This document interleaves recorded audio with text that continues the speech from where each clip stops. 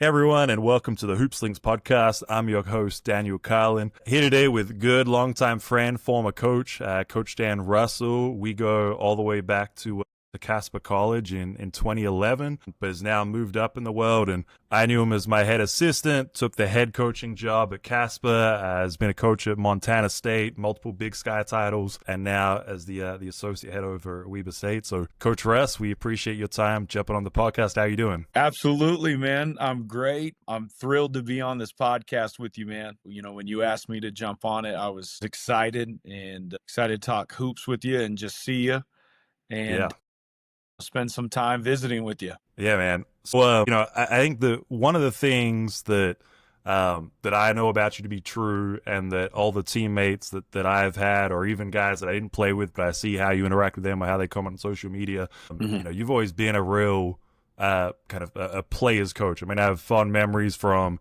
the second you picked me up at the Denver airport. I mean, we were blasting Colby Calais all the way up to Casper. Yeah, and just she was actually, side note, she had a concert in Temecula a couple of weeks ago that I nearly went to, but we had a tournament, so I couldn't make it out. Man, you missed But out. I know. But with that, I mean, how you go about building relationships with players as a coach. I'd just like to start off with that. Can you just talk to me about your coaching philosophy, and why building those relationships with players are so key and instrumental for you in the business of college coaching? Yeah. You know, part of my philosophy, Daniel, is and you kind of saw it a little bit, and it's hasn't really changed a whole lot throughout the years. Like, you know, the definitely the student athletes and basketball players have changed a little bit with social media, and things are a little bit different. But I think it all just starts with building a culture of trust and respect and shared accountability. Relationships is obviously the number one priority. For me, the care factor is probably the most important thing. We want to get the most out of our guys. I've always wanted to get the most out of my players and try to squeeze every little drop I could get out of every single guy. And I knew that the only way I could do that is to build a relationship and try to be in your top five, to be in all of my players' top five. You know, obviously you got their parents, and I don't have to be number one, number two, number three, but I felt like if I could be in like one of their top five people and build that accountability and that trust and that type of loyalty, I felt like I could squeeze every little drop out of them. And my dad taught me when I was first getting in the business that he would always say, your players won't care what you know until they know how much you care about them. And Yeah. that was something that that really resonated with me. So I've tried to take that mantra along with me throughout my coaching career and build relationships with these players, and try to let these guys know how much I care, and that my relationship with each guy individually was our number one priority, no matter what, over the X's and the O's, whatever. The relationship was first and foremost that number one thing, and showing your players that was high on our list and high on my list. So I really feel like that's what I prided myself on in coaching, is just being there for my guys on and off the court, and making sure they knew it wasn't just about hoops. And, this wasn't just a transactional thing. It was a 24/7 thing. It was a 365, day a year type of thing. And so hopefully, and I know I haven't gotten it right with every guy, and it's hard to get every guy right. And sometimes guys like you, sometimes guys don't. And, you just have to take that and try to work on each player and build that relationship with them. And obviously every guy's different. So you got to find ways to motivate them, and find ways that kind of light a fire underneath their butt, but also, let them know that you care at the same time. Yeah, no, I mean, I think that's great. I think that idea of being in someone's top five is, definitely a good thought process to have. When I think about our experience and our time in Casper, and just, with a lot of coaches in general, that there were times where I knew if you came and said something to me and it was, probably something I needed to hear, but it wasn't necessarily something nice, it was like, all right, well, like, I needed to hear that, and I trust it coming from you.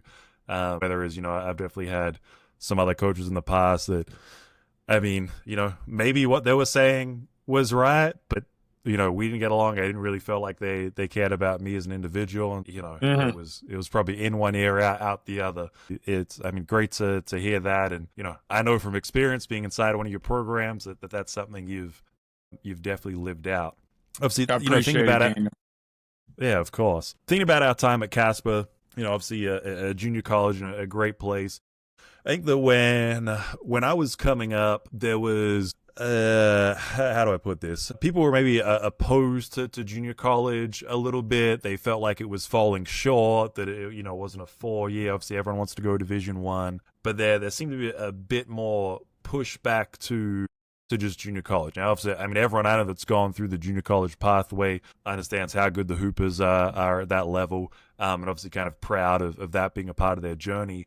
But I think now with the changing landscape, with the transfer portal, with a lot of 4 year schools looking to get older guys, it seems like there's a little bit of a shift perhaps in how willing like high school guys are to look at junior college. Is that something when you're kind of looking out, when you're recruiting, or when you're just talking to other coaches, does it feel like there's a little bit of a sentiment shift that's kind of been happening as the college game is changing? I do believe that junior college game, the junior level is starting to pick up a little bit more. I think it's kind of gone in waves a little bit as the years have come and go. Now, there's been years where junior college has been super attractive, and for whatever reason, coaches were recruiting junior college guys a lot more than maybe some other years. But with the transfer portal and NIL, and with the possibility of junior college guys being able to get a year back, I think has made junior college a lot more attractive lately. I know it's something that we really look at heavily, and I know that there's guys that are really doing a good job of marketing junior college kids a lot better, and I think making it a little bit more popular to go junior college. And obviously there's a lot of kids that are doing really well at the junior college level, and they're going to the highest levels of Division I basketball, the Power Fours, and they're doing well at the Power Fours. So I think it's opening up a lot of high school kids' eyes to the option of going junior college, whether it's a year or 2 years. And if you do, what you're supposed to do and put in your work and buy into the coach and produce at a high level, that the opportunity to play Division I basketball and play Division I basketball at a high level is like it's doable. You can really shine and go to a level and a style and a fit that works for you, and be really productive and have a great career at the Division I level after junior college. So I do think it's become more of a popular, attractive option here as of late.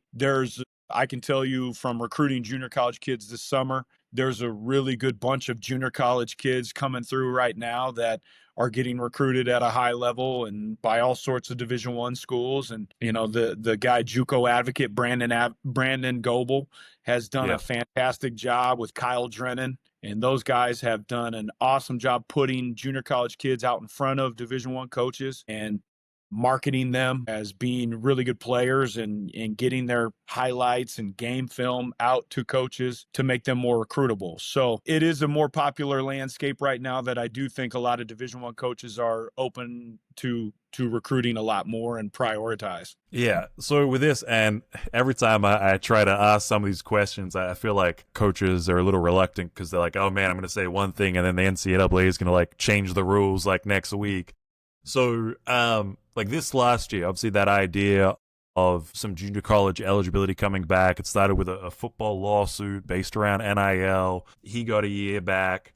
From my research and looking at it, it seems like that if you do come through JUCO, that there's a waiver process you can kind of try to apply with the NCAA, or there seems to be some legality around it where it's not just like a straight, oh, hey, you did 2 years of JC and you've still got like, a year of NCAA eligibility along with that. What's your current understanding of that process with the NCAA for guys coming out of high school? Like if you had a 2-year JUCO guy that came to Weber right now and he was looking to try to get that year back from a JC, what's the process that he has to go through to try to achieve that? Well, I think compliance I think NCAA is still working through that. I think it's a little bit of a work in progress. We have a junior college kid here right now that, those conversations did come up, and it definitely is something that we're looking into. And I don't think there's any answers right now. And I think they're working through stuff, and I think they're working through all the legality stuff in process of that, how it may look, and all the options that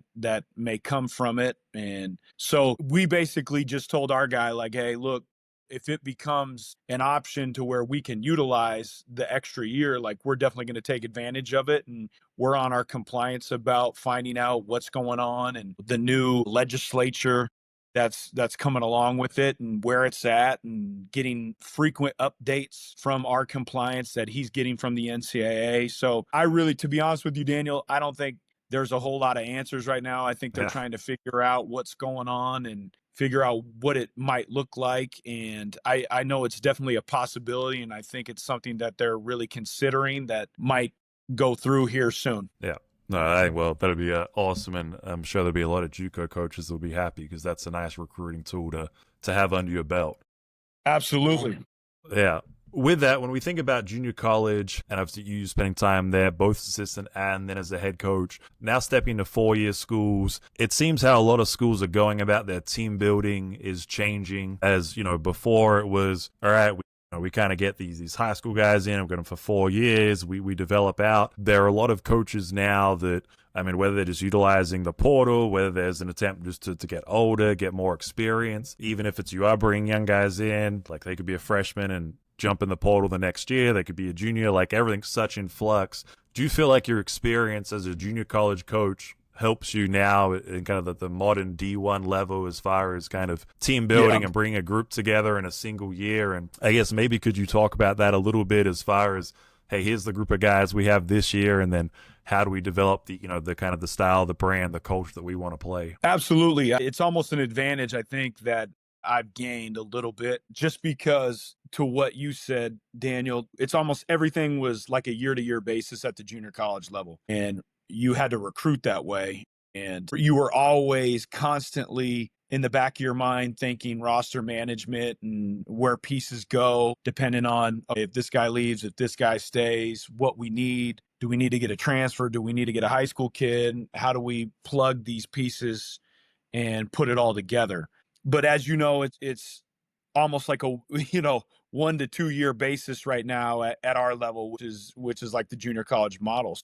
Rebuilding a roster is something that I have a lot of experience with, being at the junior college level for 11 years. And I think if JUCO guys get a year back of eligibility in 1 year or whatever, how it works, and it would become a lot more attractive for us to model our roster that way, and just get some more experienced guys, and maybe some guys who have, their bodies have developed a little bit, and have been coached at the college level for a little bit. I think that's one underrated thing right now that we've really tried to hit hard in the transfer portal and junior college and high school, is we've really tried to evaluate what type of coaching they got at these programs.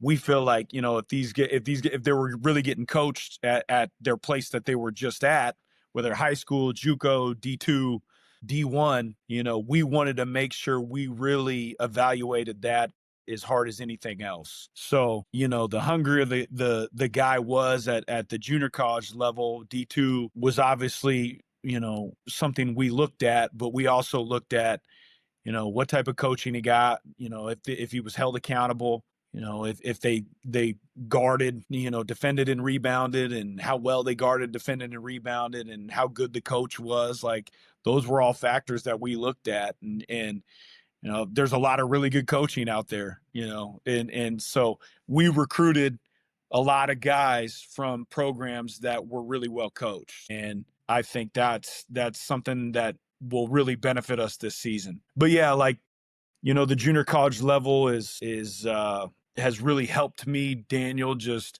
in terms of being able to flip a roster a little bit faster if a player takes off on us and gets in the transfer portal. And, you gotta really evaluate, and you gotta really look at a lot of these things analytically, trust your basketball eyes. And with that comes a lot of experience, like evaluating players is probably, recruiting is number one for sure, the lifeblood of any program. You have to recruit nonstop daily. And if you don't, like, it's like shaving, man. If you don't shave, no offense to get your beard, but you look a little Yeah. rough. You know what I'm saying? I know me personally, you look better with the beard, Daniel. Yeah. I But when I appreciate start that. to grow out a beard, I just don't look as good. Yeah. So, for us, it's kind of like you can't take days off recruiting wise. You always got to be networking and connecting and, searching for players out there. And when you're recruiting, I think the next thing is evaluating players. And that takes a lot of experience, and a lot of experience watching film and watching practice and practice watching film, and talking players and talking what their game looks like and what they do and characteristics for players in certain positions. Like for point guards, it's the ability to get in the paint, to get in the lane, anticipation, point guards' instincts, how athletic they are, their defensive ability. One thing we really evaluate in point guards is IQ and court vision. And then like level of experience, where are we talking about, like transfers and junior college guys. So, those are a lot of things. I mean, the list goes on and on. We can talk about pick and roll ability, positional size, rebounding at that size and position, shooting, obviously. Shooting's probably at the forefront. Speed, quickness, where they're at in their stage of development, and then toughness and competitiveness. Yeah, no, I think that's those are all good things for obviously players that are wanting to get recruited to kind of think about and consider. I've always been interested when you talk about kind of watching players' film, studying film, and understanding. I think a conversation I've had with some of my players that, a lot of times the first time a college coach is probably going to come across you nowadays is going to be some kind of film, social media, and so we talk about like body language as well, because like they're not always, if I got a huddle camera up at the top of the gym, they're not going to be hearing what you're saying, but making sure like body language that you're pointing, you're kind of pulling guys in, so it's obvious and apparent to a coach that's watching, like, oh, that guy's like giving directions. It's very visible to see. Are there anything on your end when you're watching film that you're really trying to cue in on for plays to see, is this guy the real deal regardless of position? Is it something that I guess pops more on film that will grab your attention? Well, going back to what you're talking about with like the body language and how they may handle adversity, I think those are big things that we really have looked at watching games live and watching film, is how they handle adversity, how they handle like a negative play. Can they get to the next play? And how much they fight the game that way.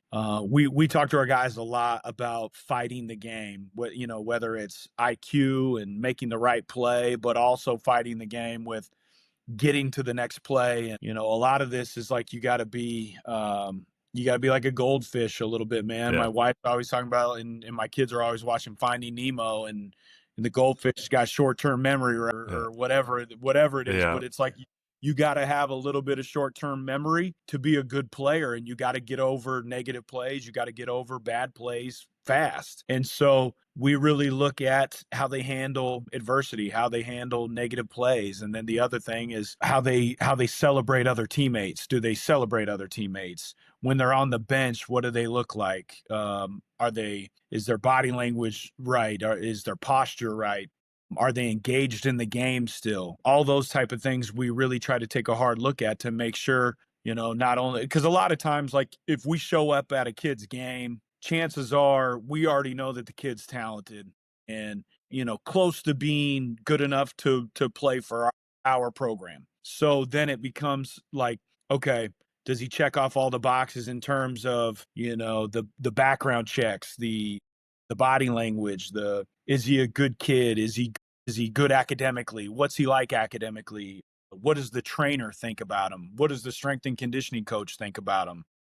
Yep. His parents. So those are all things we really try to take into account as we're basically like interviewing all of his people. And we'll find out in the recruiting process, like, okay, who are like the people helping you make your decision? and then we'll interview them, and then we'll find out some people who, he may not think are, is paying attention, but paying attention. Like, I know when our guy Dylan Jones, when he got drafted by the Oklahoma City Thunders a couple years ago, people were calling, like the janitors, scouts were calling the like trainers, strength and conditioning coaches, high school coaches. I mean, you name it. They were calling them to try to get as much information as they could and find out what his character level was and what he was like as a teammate. And so those are all things that we do as well, and we try to take advantage of. We've gone as far as doing like personality tests, and we obviously look at their medical stuff, their measurables, the psychological part of it.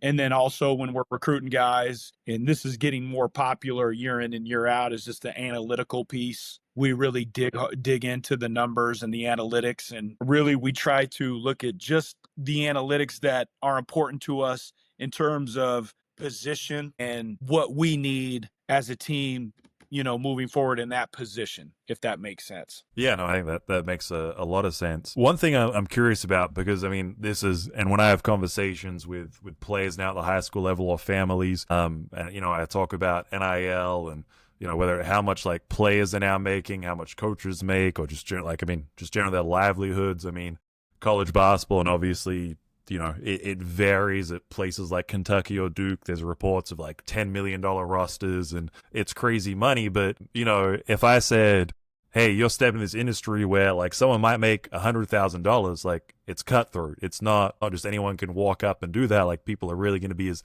in-depth as possible to make sure that, hey, whether obviously it's simple as a college spot, whether it's how we're directing NIL money, things like that, the coaches are going to dig deep.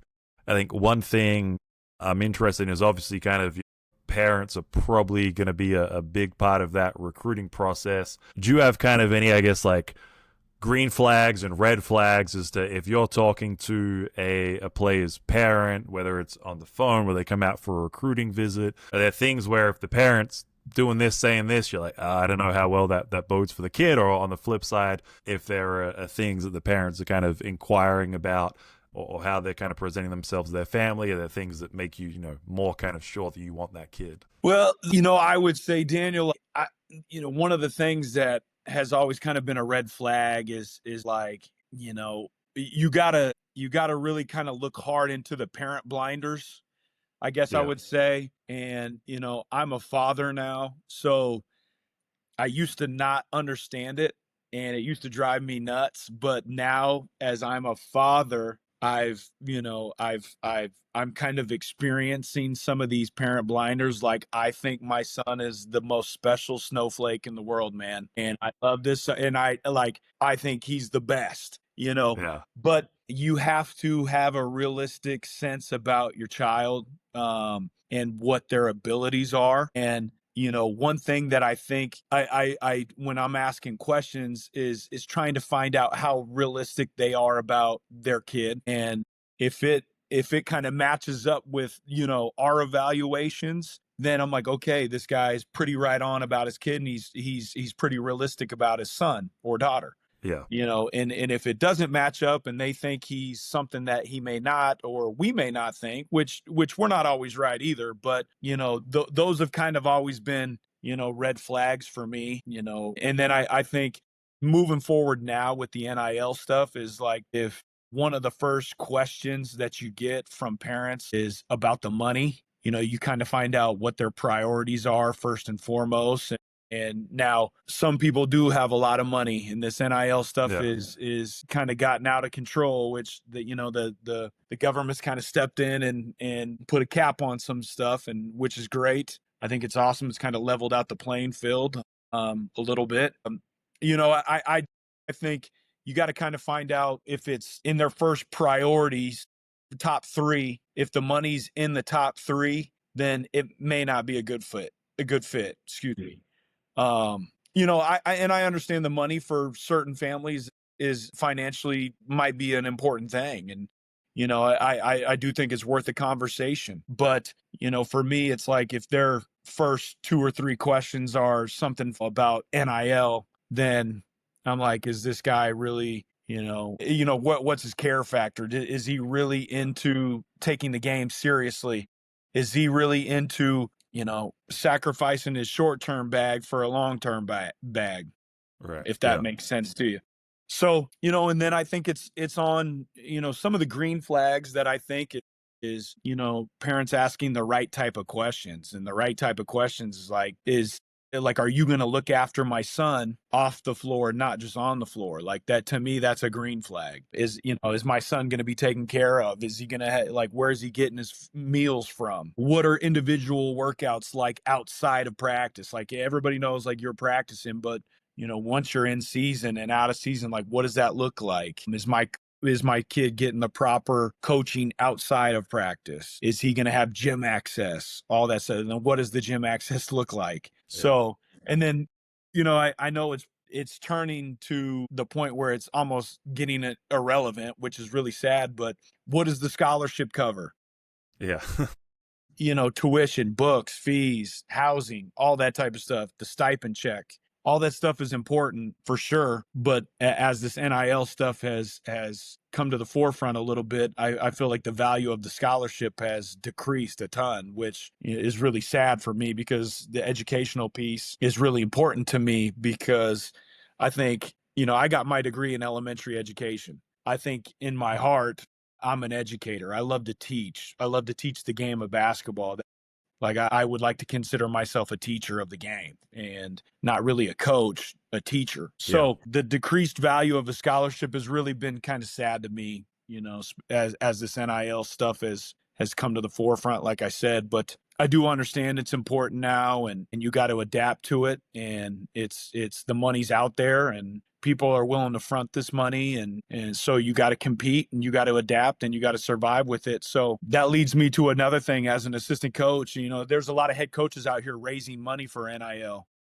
And I think one thing outside of recruiting for assistant coaches and evaluating players and becoming good at evaluating players and really working on what you're looking at and watching the game is, as an assistant coach, you gotta find ways to raise money now. You gotta find a way to find money for NIL to help your program out, raise money to help your program out, to be able to pay players, to get good players. Because if you don't have good players, you don't win games. It's doesn't matter how good of a coach you are. You got to have really good players, and if you have really good players, you're going to win games. And right now, getting really good players is come down to how much money you have in NIL and now these collectives and within the school, and how much money you're willing to front for these kids to come to your school and play. Yeah, no, I mean, I think that there's a lot of good points in there. I mean, I agree with you. One of the biggest things I tell my kids when I'm talking to parents, and we're kind of, trying to go through, I guess, like a college education process, is if you can get through college and you don't have student loans and you have a degree that you can use. I'm like, like I played all 4 years.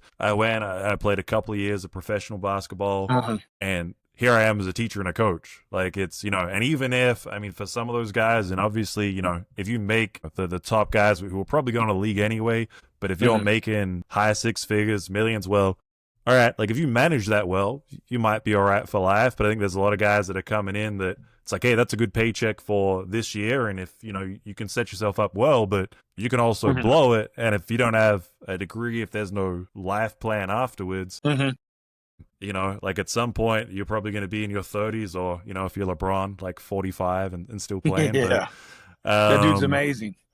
Yeah. But, no, I think that value of the scholarship is important. I saw Calipari talking about it the other day, and a guy jumps to 4 different schools in 4 years, and he's not getting a degree, and he kind of leaves and like maybe got some money, but all right, well, like what's he gonna do now? So I still think that focus of getting someone in and going, all right, like, hey, this is your kind of basketball short-term plan, but what are you going to do with the rest of your life is something that, obviously, I mean, my daughter's not even 1 yet, but that's definitely once we get there, one of those things where, your basketball lifetime is limited. What does that look like, kind of post playing career? Absolutely. So one of the things I'm kind of interested in, and I think it's good for players to know and understand that want to get recruited. So I mean, at Casper, obviously, I came all the way from Australia. We had guys from France. We had a guy from Venezuela. You know, it's the game is getting recruited internationally. Every time we take our kids to go watch some college games, there's 3 to 5 international kids split between the two teams. I mean, we've talked about high school kids. We've talked about JUCO kids, D2 portal. Looking at like international players, when you guys are trying to think about your roster, how wide is that scope for you guys to find players, bringing them in? Like, to what kind of depths of the globe are you going to figure out the right player? Daniel, we cast a wide net. Like, I cast a wide net. I learned that from one of my good buddies, a guy named Chris Haslam, who is a European guy. He's from London, England. I worked with him at Montana State, but he did a wonderful job recruiting internationally. I did a lot of it at Casper before I got to Montana State, but I just realized working with him that how important it is to recruit internationally and how it could be a really good tool for you, a good avenue, good path for really good programs to go down. This past year, I think we might have had 7 European players, international guys. So we Serbia, England. We had a guy from the Congo. We've had them from all over, and I think it's important to cast a wide net as a coach. And when you're networking, and a lot of it is like agents now, Daniel. So I think one thing that we've tried to do, and I've tried to do, is really network with a lot of agents, and a lot of these agents are European agents. And so, no, I've definitely tried to cast a wide net. And I think you got to be able to, as an assistant coach, be willing to go everywhere and go to the FIBA U18s, the A's, the B's, and started getting into the U17s and 16s and start digging into all that stuff. And you just got to be able to know everybody domestically and internationally and make connections. And I just think the more broader scope you allow yourself recruiting wise, the better it's going to be for you being able to get good players to your program. And like I said, we had a ton of international guys on our roster these past couple of years here at Weber State. And we did at Montana State. And one of our guys from England at Montana State was the player of the year in the Big Sky a couple years ago. And so there's a lot of really good international players. There's a lot of really good international players in Australia, New Zealand. Casper, we had Jackson Stent from New Zealand. I mean, we've had them from everywhere. Remy Debo was probably one of the more talented players I've ever coached. The kid from Paris, France, who went to West Virginia from us. And good players are everywhere, man. And so you can't be afraid as an assistant coach to be able to go to these places and recruit internationally. And a lot of times you're seeing in these mid-major programs and high major programs that a lot of these really good players are coming from Europe and Australia and South America and Canada, everywhere. Yeah, and I'm interested because I think, looking back home, I think people are aware of NIL, but I think that if I talk to, kids or coaches from back home that want to come play college basketball, they're still more of the mindset of like, oh, I want to come and, get a scholarship. There's probably a couple of top guys that are choosing between professional basketball or college where they start to think about the money. But is it a piece where like international kids care less about some of that stuff, the NIL, the money, and they just want to get to the States, get to college, and get in a roster, as opposed to Americans that the NIL comes up a little bit quicker? Do you find that that's something, between the international and national players? I think a couple things on that, Daniel. I think, one, to your point, I do think some of those international guys are more into the opportunity of playing basketball in the United States rather than making money in NIL. I think there's a pool of guys that are chomping at the bit to get over here, and I just want to play Division I basketball. I want to play at the highest level. I know that's in the United States. That's where it's at. I want to go compete there, and that's what I want to do. However, on the flip side, I do think there is a pool, and maybe it's some higher level European guys, but I think the NIL piece of college basketball now is drawing some higher level European kids over to the States rather than playing pro and making money in their pro clubs, because maybe the opportunity plus being able to make some NIL is more attractive coming to the States rather than playing maybe for their pro clubs in Europe. And I think so I think it's a little bit of both, if that makes Yeah. sense. I do think there is a pool of guys that are like, I could make a good substantial amount of money in NIL and through these schools if I go play Division I basketball in the States, and then I'm on the highest stage to be able to market my game and get my game out there, and have a chance to play professionally one day. Yeah, no, I think that makes sense, especially with some of those European guys. I mean, I remember when we went to the under-17 World Championships, and like we played we went and did a tour in Serbia and played their under-17 team, and it was like there was 8 of their guys are already playing professional basketball, and so yeah, I can definitely imagine that balance, that if you're in a place and space where you're already thinking about making money, then I guess, looking abroad and the NIL is going to be a good option as well. Yeah, and everybody's path is different. Like you kind of touched on it a little bit. Like if you're in the place and space, I think that was great what you just said, because some guys may be not ready for that. Some guys might be ready for that. Some guys might be in a developmental stage where they're getting more money thrown at them. Some might not, but they might be able to parlay a really good situation in the States to go make more money at a higher level Division I school and transfer. That's Yeah. one of the beauties of the transfer portal. And so, like you said, it kind of just is case by case, and every player is different and everybody's path is different, and that's kind of just how you got to look at it. Yeah, it's good. When we've talked a lot about roster building and kind of the changes that have been happening with the NCAA. Obviously, like you said, I mean, you got to have skilled players to win, and you can have the best coach in the world, but if you go against a team that has 5 draft picks and you have none, you can have a bunch of great X's and O's, and it's still hard to come out on top. But is there any kind of philosophy about team building, and whether it's hey, we'd like to still get a high school class of this guy to have some, kind of a fresh blood coming in that hopefully potentially we could have for 4 years and have some continuity? Is there sometimes more value in getting maybe, hey, this guy played well at this school, but now he's in the transfer portal. We can get him as a sophomore and we're going to have him for 3 years and potentially, really build him into our culture. Is there a part of it where, hey, we just need firepower at this position and this guy's a grad transfer and like we're just going to get him for a year, but it fills that spot? I mean, is there anything that you guys have that you kind of, I guess, try to come back to year in, year out, or is it just every year it's like, hey, here's the roster, here's who's on our board, here's the transfer guys that have left, here are our spots, and let's make the best of what we kind of have available?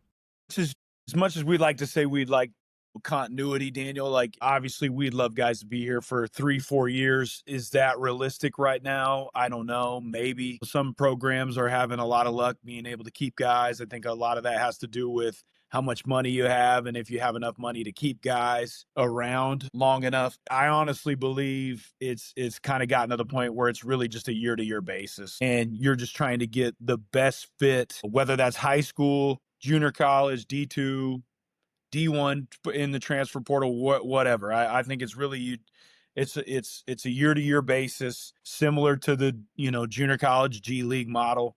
Yeah. And so I think it's much harder to plan in advance that way, but as a coach, you got to be thinking about it all the time. You got to be thinking roster management all the time, and you got to be thinking about the what ifs and playing out scenarios in your head. And what if this kid leaves? What if this kid stays? What position that is? Okay, if he leaves, what do we feel like we have to go get to replace him? And a lot of that may have to do with the pieces around him. Are there older guys around him? Are there younger guys around him? Do we need to get older? Can we take younger? Yeah. What does that look like? So I do think you always got to be thinking about your roster, you always got to be trying to think and plan years in advance to try to stay ahead of it and prepare as much as you can. And sometimes you prepare a lot and something happens and it hits you in the face a little bit, and then you gotta scramble a little bit and do your best with your evaluating and get in the portal or recruit and find out what's best for the team and go that way. So really, I think it all just changes year to year in terms of roster management and how you organize your roster and what that may look like. It's just the transfer portal has allowed a lot of freedom to move year to year. So I don't know if there's any real right answer to that. I mean, a lot of coaches are different. Some coaches are just like, let's get older and let's stay old. And I think a lot of guys are doing that more. I think that's a lot more popular. Some coaches may be at a place in their careers where they can do that, and they have years on their contract where they may feel like they can build and go get some younger guys and build it with high school kids. Everybody's situation, everybody's case is different. Like I said, I don't know if there's any really right or wrong answer to that. It kind of just depends on who the guy is, who the coach is, what the program is. I do think it has helped a lot of coaches to get older, more experienced guys and to get old and stay old. And I know that's tough for high school kids right now, and they've kind of gone to the wayside a little bit, but there's just other avenues to go to be able to get to where you want to go too, like going junior college to be able to go to the Division I level or, D2. Like I can tell you, Daniel, like we've recruited D2 guys and we've evaluated, watched film on a lot of D2 guys these last 2 years. I think it's an unbelievable market like the junior college level. And there's a lot of really good Division II players out there that go Division I and are really good Division I players. Like you saw it with Drake this past year with Ben McCallum and his group.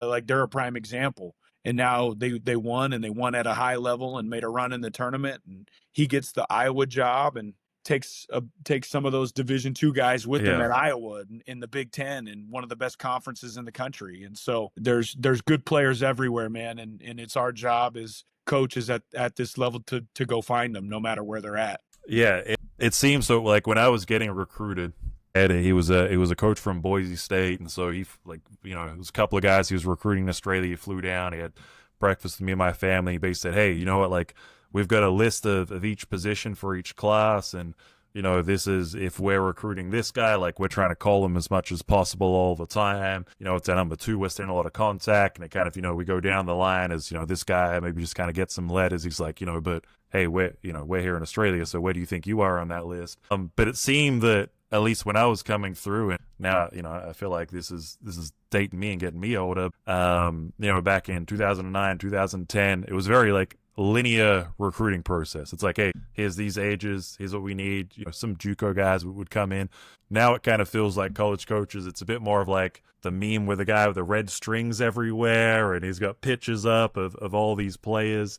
So is that, behind the scenes for you guys, is that like hey, here's like our networking folder of like, these are all we're trying to, we've got folder for situation A, B, D, and E, and we're trying to work our way through. And I guess maybe like at what point do you really go, all right, like this is what we need to focus on for next season, and this is who we got to get? Is it once the season's done, you figure out who's jumping in the portal and go, all right, this is who's leaving, this is who we've got coming in, and we go from there? Are you still keeping tabs, with guys, I guess continually high school recruits or JUCO recruits, things like that? What does some of that behind the scenes process look like to try to keep tabs, build some of those recruiting relationships with players, and then when it's kind of go time, how do you go after them? Yeah, so I think as you're constantly, like I was talking earlier, you're constantly thinking about your roster management, and you got to kind of put your general manager duties on a little bit. And so I think with that, you're always playing out scenarios on, okay, if this kid leaves, what's that look like? If this kid stays, what is it going to look like? And then you kind of go down the list. And okay, if this kid leaves, then we need to plug in another transfer for that spot. If this backup high school kid leaves, then we got a transfer still here. Maybe we can go get another high school kid. So you're always constantly playing out scenarios with your roster.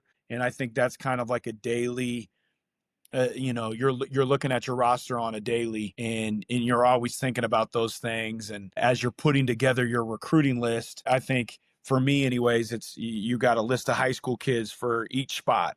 You got to in that fit needs and address things that your roster may need, and then you're doing that with the junior college level, and then you're sorting through Division II guys who, you're kind of watching guys and you're just kind of paying attention a little bit to it, and you're also doing that at the Division I level. Like, okay, I watched this kid, or I recruited this kid in high school. He went to another Division I program, and you're just kind of monitoring, what he's doing and evaluating him in case he does get in the portal, and you can kind of like, okay, well, I know that kid. I've watched him. I've evaluated him a ton. If he does get in the portal, okay, this is what I think he can bring to the team, and he may or may not address needs that you have on your roster at that current time. There's a lot of kids that you come across in the recruiting process that you really like. You just don't have a need for it, and so it kind of is, you like I said, you're playing out these scenarios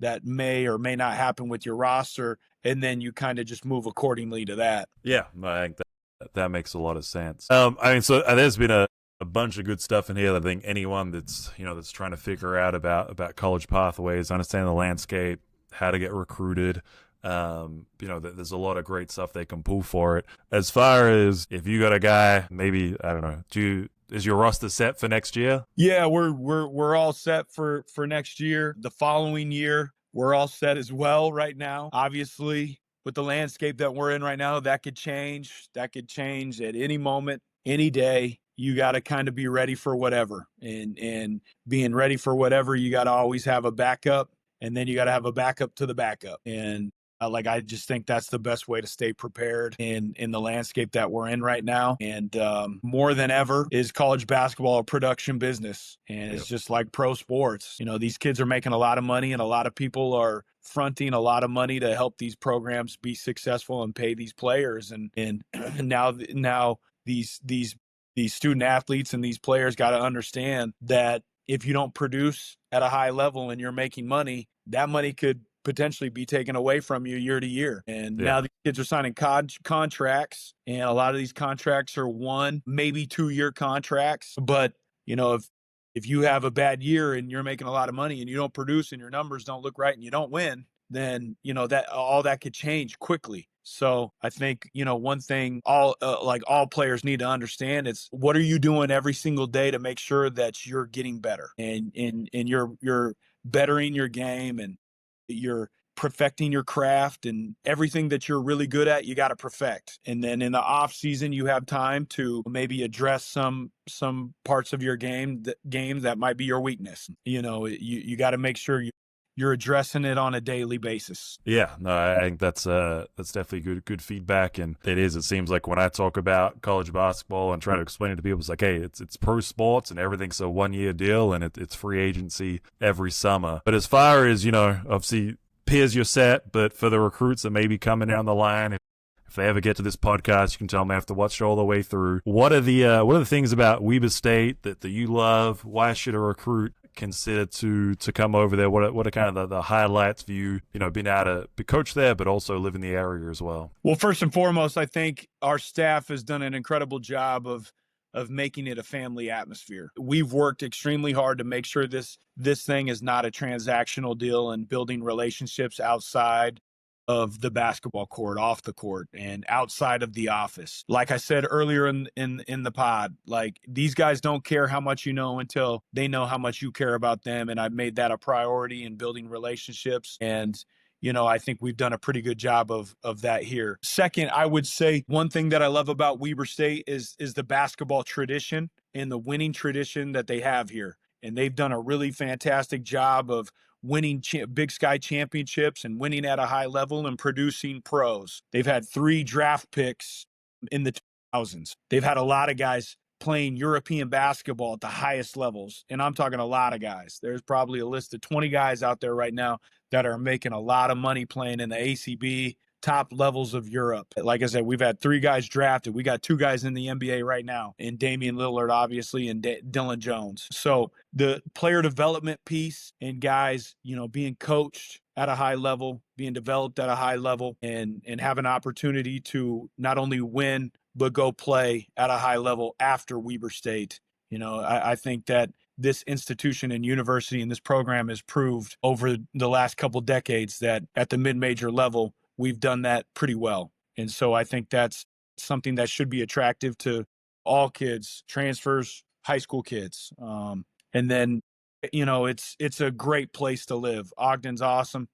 Location is great. It's right here on the Wasatch Front here, right next to Salt Lake City. It's a beautiful campus. We have a beautiful arena, great facilities, and the community really cares about our basketball program, and they show out every home game. And they're really passionate. It's a really passionate fan base, and it's a very knowledgeable fan base. And I think you come to a Weber State basketball home game in the Adi Event Center in the big old arena, you'll see that the fans care and they show up, and it's a great place to play. Yeah, well, that's awesome, and yeah, I'm sure for any player, beautiful location, great coaching, and pathways to go and make some money afterwards, not just the NIL and the 4 years you have, but make a career out of it is definitely attractive. So, Coach, I appreciate you a bunch and making the time and your busy schedule to get in and have a chat with us. And so, thank you for hopping on, and I'm sure we'll be in contact soon. Thank you, Daniel. I appreciate you guys allowing me to hop on with you, man. It's been great to visit with you and great to see you. Yeah. All right, mate. We'll see you later. Sounds good. Bye-bye.